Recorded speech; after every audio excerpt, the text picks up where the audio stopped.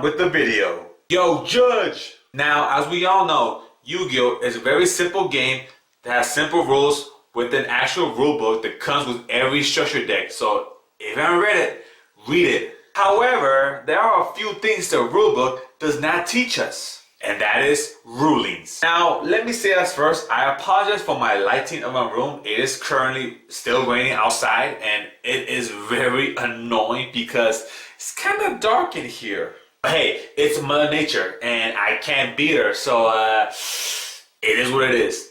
Now, this particular ruling I've already done previously on my channel, but I wanted to redo it to make this my first official Yugioh Rulings video. Now, with that said, let's get on it.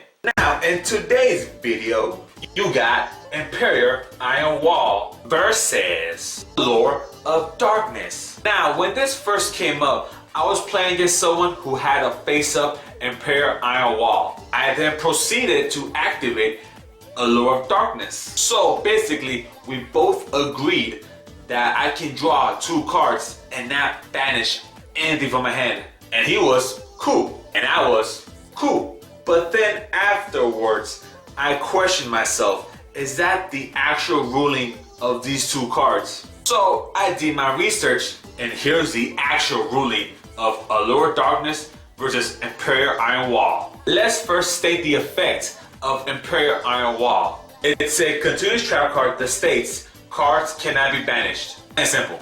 Allure of Darkness is a normal spell card that states draw 2 cards, then banish 1 dark monster from your hand. If you don't have any dark monsters in your hand, discard your entire hand. So, since now we know the effects of these 2 cards, let's get on it. Yo, Judge! If Imperial Iron Wall is already face up on the field, Allure of Darkness cannot be activated. Reason being is because banishing a dark monster from your hand is part of the effect that happens when you draw 2 cards. Therefore, since you cannot banish, you cannot draw in the first place. But hey, what if Imperial Iron Wall is being chained to the activation of Allure of Darkness? Now here's ruling number 2 of that effect. Since Allure of Darkness is already being activated, the player can still draw 2 cards. However, because of Iron Wall, they cannot banish. But if they don't banish a dark, they have to discard their hand.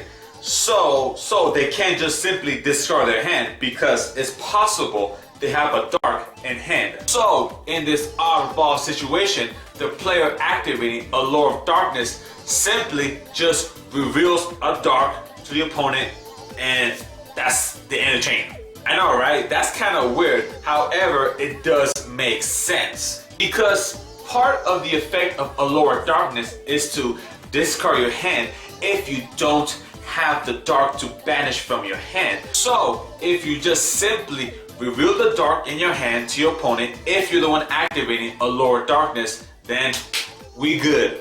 Just move on. Chain is over. Also, guys, I got this information on the Yugioh Wiki page, which I'll leave a link in the box below. So we good? Good. Now, of course, there are tons of ruling questions out there in the Yu-Gi-Oh world, but come here if you want to know more and more and more about rulings and how this game works. Damn, kinda lost my voice there a little bit. Alright guys, hope you enjoyed and see you next time. I'm RedNova, have a good day. Peace!